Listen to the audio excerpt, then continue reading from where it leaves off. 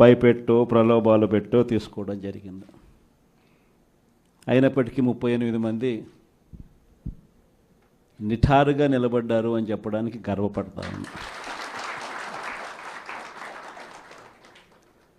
ఎందుకు ఈ మాట చెప్తా ఉన్నాను అని అంటే దానికి కారణం కూడా ఒకటే.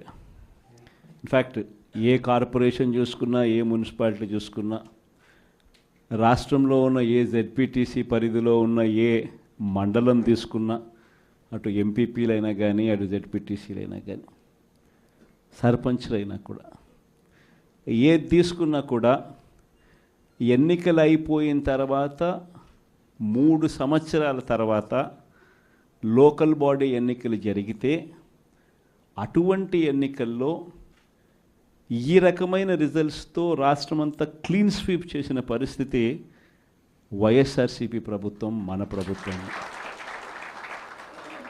అంటే ప్రజల్లో ఏ రోజైనా కూడా తలెత్తుకొని పోగలిగాం. ప్రజలకు ఎన్నికల మేనిఫెస్టో అని చెప్పి ఏదైతే ఎన్నికల వేళ మనం ఏదైతే ఇచ్చామో, చూపించామో, ఏదైతే చూపించి మనం ఓట్లు అడిగామో, ఆ ఎన్నికల మేనిఫెస్టోలో 99% హామీలను నెరవేర్చి ప్రతి నెల ఏ పథకం అమలు చేస్తూ ఉన్నామో బడ్జెట్ ప్రవేశపెట్టే రోజే సంక్షేమానికి సంబంధించిన క్యాలెండర్ కూడా రిలీజ్ చేస్తూ, ఇదిగో ఈ నెల ఈ పథకం, ఇదిగో ఈ నెల ఈ పథకం, ఇదిగో ఈ నెల ఈ పథకం అంటూ క్రమం తప్పకుండా ప్రతి సంవత్సరం ఎక్కడా కూడా ప్రజలకు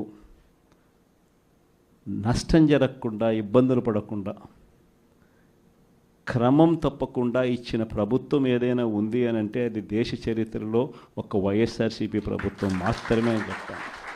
వైఎస్ఆర్సీపీ అన్న పార్టీ నిజంగా ఒక విలువల కోసం నిలబడిన పార్టీ.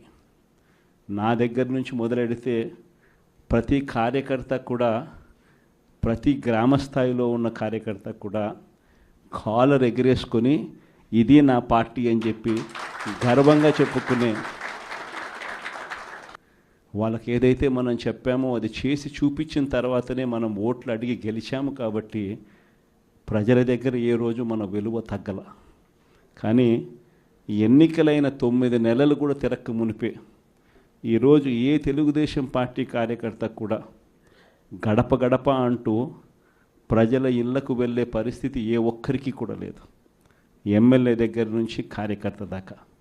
కారణం, ఏ గడపకు వెళ్ళినా కూడా వీళ్ళు ఎన్నికలకు ముందు ఇచ్చిన వీళ్ళ మేనిఫెస్టో సూపర్ 6లు, సూపర్ 7లు ప్రజలు వీళ్ళకి ఇలా చూపించి, ఆ ఇంట్లో నుంచి ఒక చిన్న పిల్లాడు బయటకు వస్తాడు, నా 15,000 ఏమైంది అని అడుగుతాడు. ఆ ఇంట్లో నుంచి 2 పిల్లలున్నా, 3 పిల్లలున్నా ప్రతి పిల్లాడు బయటకు వచ్చి ఆ తెలుగుదేశం పార్టీ, ఇంటికి వచ్చిన తెలుగుదేశం పార్టీ నాయకుడిని, కార్యకర్తను ఆ పిల్లాడు కూడా ప్రశ్నిస్తాడు, నా 15,000 ఏమైంది అని. వీళ్ళింటికి పోయినప్పుడు ఆ పిల్లల తల్లులు ప్రశ్నిస్తారు, నా 18,000 ఏమైంది అని చెప్పి. 50 ఏళ్ళు నిండిన వాళ్ళు వచ్చి ప్రశ్నిస్తారు, నాకు 50 ఏళ్ళకే పెన్షన్ ఇస్తానన్నా, నా 48,000 ఏమైంది అని చెప్పి. అదే ఇంట్లో 20 ఏళ్ళ పిల్లోడు, ఆ పిల్లాడు వచ్చి ప్రశ్నిస్తాడు, నాకు నెల 3,000 ఇస్తానన్నా, 36,000 ఏమైంది, నా 36,000 ఏమైంది అని. అదే ఇంట్లో బహుశా విజయవాడలో కొంచెం రైతులు తక్కువేమో కానీ కొంచెం గ్రామీణ ప్రాంతాలకు పోతే రైతులు కూడా, కండువా వేసుకొని వచ్చే ప్రతి రైతు కూడా నా 20,000 సంగతి ఏమైంది అని అడుగుతాడు. ఇలా ఏ ఇంటికి వెళ్ళినా కూడా తెలుగుదేశం పార్టీ నాయకులకు కానీ, కార్యకర్తలకు కానీ ప్రజలకు సమాధానం చెప్పుకోలేని పరిస్థితుల్లో వాళ్ళు ఉన్నారు.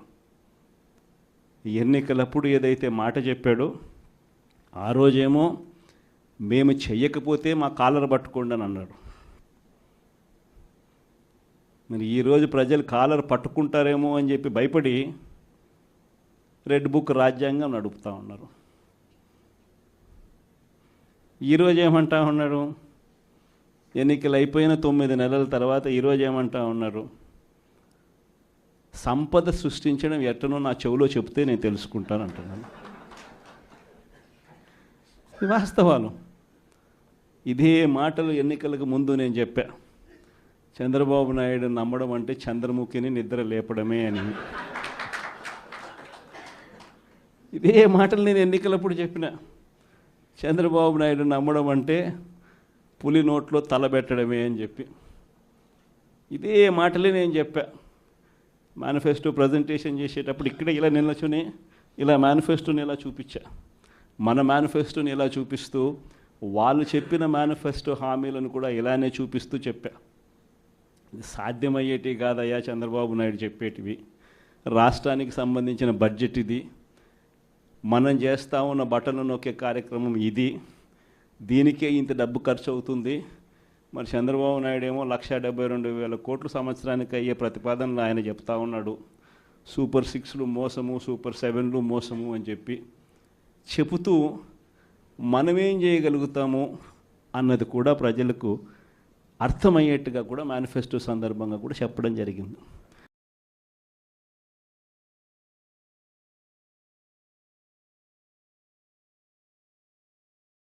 ఈ రోజుకు నేను చెప్తా ఉన్నా, ఓడిపోయాం పర్వాలా, ప్రతిపక్షంలో కూర్చొని ఉండం అది పర్వాలా, మళ్ళీ రీలు వెనక్కి తిరిగి మళ్ళీ అదే రోజుకు మళ్ళీ తిరిగి వెళ్ళి కనీసం ఇలా జరుగుతుందని తెలుసు కదా ఇప్పుడు ఎలా చెప్తావు అని చెప్తే మళ్ళీ ఆ రోజు వచ్చినప్పుడు ఇదే విధంగానే మళ్ళీ చెప్తా.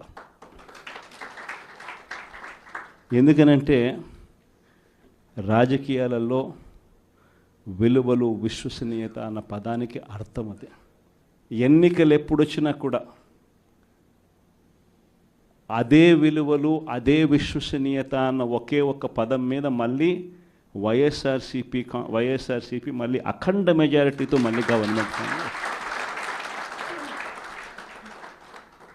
కానీ ఈసారి ఫామ్ చేసినప్పుడు మాత్రం ప్రజలకు చంద్రబాబు నాయుడు నైజం పూర్తిగా అర్థమైపోతుంది. కాబట్టి మనల్ని మళ్ళీ 30 ఏళ్ళు అక్కడే కూర్చోబెట్టే విధంగా కూడా ప్రజలు ఖచ్చితంగా అడుగులు వేస్తారన్న నమ్మకం నాకుంది. ఎందుకంటే ఈరోజు ఒకవైపున ఇచ్చిన హామీలన్నీ కూడా పక్కకి వెళ్ళిపోవడం అన్నది ఒక ఆస్పెక్ట్ అయితే, రెండో ఆస్పెక్ట్ ఏమిటి అని అంటే ప్రతి వ్యవస్థ నిర్వీర్యం అయిపోయింది. కేవలం చంద్రబాబు నాయుడు గారి ప్రభుత్వం రాక మునుపు మన ప్రభుత్వం ఉండేది. మళ్ళీ మన ప్రభుత్వంలో ఎలా ప్రతిదీ కూడా ఎలా పగడ్బందీగా ఎలా జరిగింది, చంద్రబాబు నాయుడు ఎందుకు చేయలేకపోతున్నాడు, ఈ చర్చ ప్రతి ఇంట్లోనూ కూడా జరుగుతూ ఉంది. ప్రతి పథకము కూడా ట్రాన్స్పరెంట్గా, పారదర్శకంగా ప్రతి ఇంటికి చేర్చే పరిస్థితి నుంచి ఈరోజు